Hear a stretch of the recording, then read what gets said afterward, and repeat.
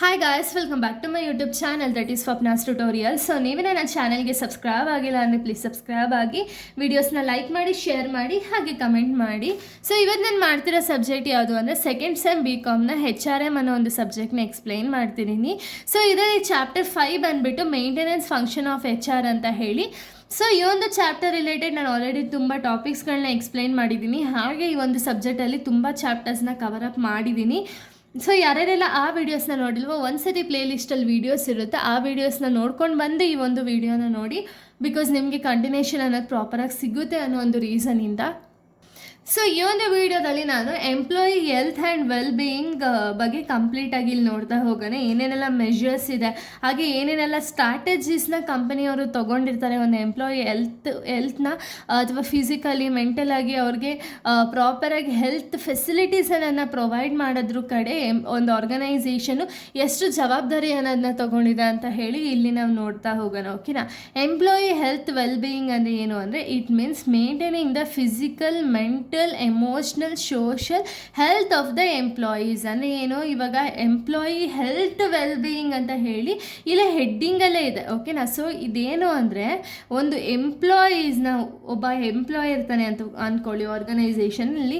ಈ ಎಂಪ್ಲಾಯಿಯ ಒಂದು ಫಿಸಿಕಲ್ ಆಗಿರ್ಬೋದು, ಮೆಂಟಲ್ ಆಗಿರ್ಬೋದು, ಎಮೋಷ್ನಲ್ ಆಗಿರ್ಬೋದು, ಸೋಷಲ್ ಹೆಲ್ತ್ನ ಮೇಂಟೈನ್ ಮಾಡೋದು. ಓಕೆನಾ. ಸೊ ಅದನ್ನು ನಾವು employee health and well being ಅಂತೀವಿ. ಏನೇನೆಲ್ಲ ಮೆಷರ್ಸ್ನ ತೊಗೊಂಡಿದ್ದಾರೆ ಹೆಲ್ತ್ನ ಮೇಂಟೈನ್ ಮಾಡೋದಕ್ಕೆ ಅಂದರೆ they are the actions taken to improve the employee health and reduce the workplace pressure.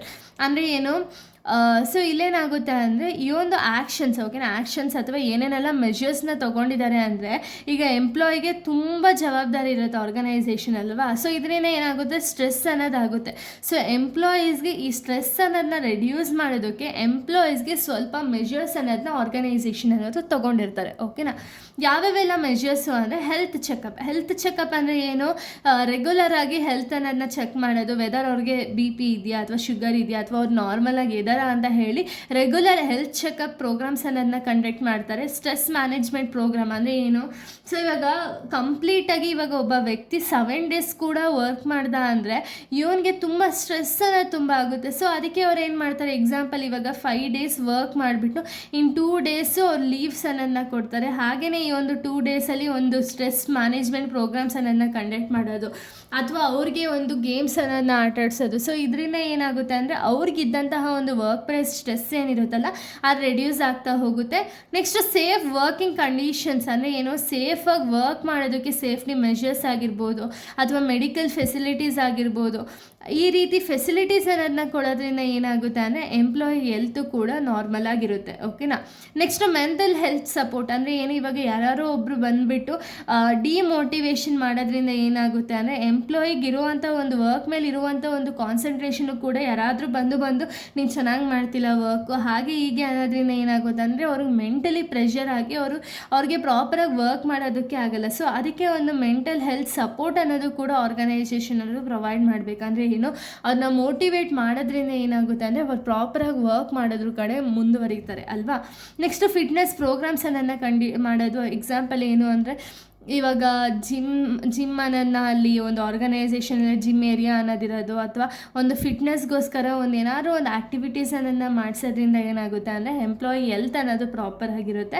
Next flexible working as ಇಟ್ಟಾಗ ಏನಾಗುತ್ತೆ ಅಂದರೆ ಯಾವಾಗ ಬೇಕೋ ಆವಾಗ ಅವ್ರು ವರ್ಕ್ ಮಾಡ್ಬೋದು. ವರ್ಕ್ ಇದ್ದಾಗ ವರ್ಕ್ ಮಾಡ್ತಾರೆ, ಇಲ್ಲಾಂದರೆ ಆರಾಮ್ಸೆ ಕುತ್ಕೊಂಡಾಗ ಏನಾಗುತ್ತೆ ಅಂದರೆ ಸ್ಟ್ರೆಸ್ ಅನ್ನೋದು ರೆಡ್ಯೂಸ್ ಆಗುತ್ತೆ. ನೆಕ್ಸ್ಟ್ ಹೆಲ್ತಿ ಫುಡ್ ಫೆಸಿಲಿಟೀಸ್ ಅನ್ನೋದನ್ನ ಪ್ರೊವೈಡ್ ಮಾಡೋದು ಕ್ಯಾಂಟೀನ್ ಏರಿಯಾಸಲ್ಲೆಲ್ಲ.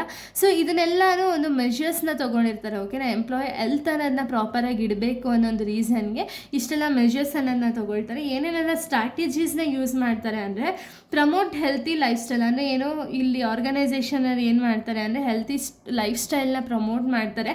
ಲೈಕ್ ಎಕ್ಸಸೈಸ್ ಮಾಡೋದು, ಹೆಲ್ತಿಯಾಗಿ ಫುಡ್ಸ್ ಅನ್ನೋದನ್ನ ತಿನ್ನೋದು ಅಥವಾ ಸ್ಟ್ರೆಸ್ ಫ್ರೀ ಪ್ರೋಗ್ರಾಮ್ಸ್ ಅನ್ನೋದನ್ನ ಕಂಡಕ್ಟ್ ಮಾಡೋದು, ಇದನ್ನೆಲ್ಲ ಮಾಡ್ತಾರೆ. ಇದು ನೆಕ್ಸ್ಟ್ ನೋಡೋದಾದರೆ ಸೊ ನೋಡಿ ನೆಕ್ಸ್ಟು ಎನ್ಕರೇಜ್ ಓಪನ್ ಕಮ್ಯುನಿಕೇಷನ್ ಅಂದರೆ ಏನು ಪ್ರಾಬ್ಲಮ್ಸ್ ಏನಿದೆಯೋ ಒಂದು ಎಂಪ್ಲಾಯೀಸ್ಗೆ ಏನೇ ಪ್ರಾಬ್ಲಮ್ಸ್ ಇದ್ದರೂ ಕೂಡ ಅವರ ಒಂದು ಲೆವೆಲ್ಸ್ ಆಫ್ ಮ್ಯಾನೇಜ್ಮೆಂಟಲ್ಲಿ ಫ್ರೀಯಾಗಿ ಕಮ್ಯುನಿಕೇಷನ್ ಮಾಡಿದಾಗ ಏನಾಗುತ್ತೆ ಅಂದರೆ ಸ್ಟ್ರೆಸ್ ಅನ್ನೋದು ರೆಡ್ಯೂಸ್ ಆಗುತ್ತೆ. Next provide mental health support ಅಂದರೆ ಏನು ಮೆಂಟಲಿ ಅವ್ರು ಏನಾದ್ರು ಡಿಸ್ಟರ್ಬ್ಡ್ ಆಗಿದ್ದಾಗ ಅವ್ರಿಗೆ ಒಂದು ಸಪೋರ್ಟ್ ಅನ್ನೋದು ಕೊಡೋದ್ರಿಂದ ಏನಾಗುತ್ತೆ ಅಂದರೆ ಅವರು ಒಂದು ಆರ್ಗನೈಸೇಷನ್ ಗೋಲ್ಸ್ನ ಅಚೀವ್ ಮಾಡೋದ್ರ ಕಡೆ ಹೆಲ್ಪ್ ಮಾಡ್ತಾರೆ. ಡೆವಲಪ್ ದ ವೆಲ್ನೆಸ್ ಪ್ರೋಗ್ರಾಮ್ಸ್ ಅಂದರೆ ಏನು ವೆಲ್ನೆಸ್ ಆ್ಯಕ್ಟಿವಿಟೀಸ್ ಅನ್ನೋದನ್ನ ಅರೇಂಜ್ ಮಾಡೋದ್ರಿಂದ ಏನಾಗುತ್ತೆ ಅಂದರೆ ಸ್ಟ್ರೆಸ್ ಲೆವೆಲ್ ಅನ್ನೋದು ಕಡಿಮೆ ಆಗುತ್ತೆ, ಎಂಪ್ಲಾಯೀಸ್ ಸ್ಟ್ರೆಸ್ ಲೆವೆಲ್ ಅನ್ನೋದು. Next offer flexible work option ಅಂದರೆ ಏನು ಇವಾಗ ಪಾರ್ಟ್ ಟೈಮು ಫುಲ್ ಟೈಮು ಈ ರೀತಿ ಫ್ಲೆಕ್ಸಿಬಲ್ ವರ್ಕಿಂಗ್ ಆಪ್ಷನ್ಸ್ ಅನ್ನೋದನ್ನ ಕೊಡೋದ್ರ ಮೂಲಕ ಕೂಡ ತುಂಬ ಜನ ಎಂಪ್ಲಾಯೀಸ್ ಆ ಒಂದು ಕಂಪ್ನಿಗೆ ಅಟ್ರಾಕ್ಟ್ ಆಗ್ತಾರೆ. ಹಾಗೆ ಅವರೊಂದು ಮೊರಾಲಿಟಿ ಅನ್ನೋದೇನಿದೆಯಲ್ಲ ಅದು ಕೂಡ ಇನ್ಕ್ರೀಸ್ ಆಗ್ತಾ ಹೋಗುತ್ತೆ. ನೆಕ್ಸ್ಟ್ ರೆಡ್ಯೂಸಸ್ ವರ್ಕ್ ಪ್ರೆಷರ್ ಅಂದರೆ ಏನು ಈ ಒಂದು ಆ್ಯಕ್ಟಿವಿಟೀಸ್ನ ಕಂಡಕ್ಟ್ ಮಾಡೋದ್ರಿಂದ ಅದು ವೆಲ್ನೆಸ್ ಪ್ರೋಗ್ರಾಮ್ಸ್ ಅನ್ನೋದನ್ನ ಕಂಡಕ್ಟ್ ಮಾಡೋದ್ರಿಂದ ಸೊ ಇದ್ವಾಗ ಏನಾಗುತ್ತೆ ಅಂದರೆ ವರ್ಕಿಂಗ್ದು ಒಂದು ಸ್ಟ್ರೆಸ್ ಏನಿರುತ್ತಲ್ಲ ಸ್ಟ್ರೆಸ್ ಅನ್ನೋದು ರೆಡ್ಯೂಸ್ ಆಗ್ತಾ ಹೋಗುತ್ತೆ. ಓಕೆನಾ, ಇಷ್ಟು ಕೂಡ ಒಂದು ಟಾಪಿಕ್ ಆಗಿದೆ. ಇನ್ನು ನೆಕ್ಸ್ಟ್ ವೀಡಿಯೋದಲ್ಲೇ ನಾನು ಬೇರೆ ಒಂದು ಟಾಪಿಕ್ನ ಎಕ್ಸ್ಪ್ಲೈನ್ ಮಾಡ್ತೀನಿ. So thank you guys, thanks for watching.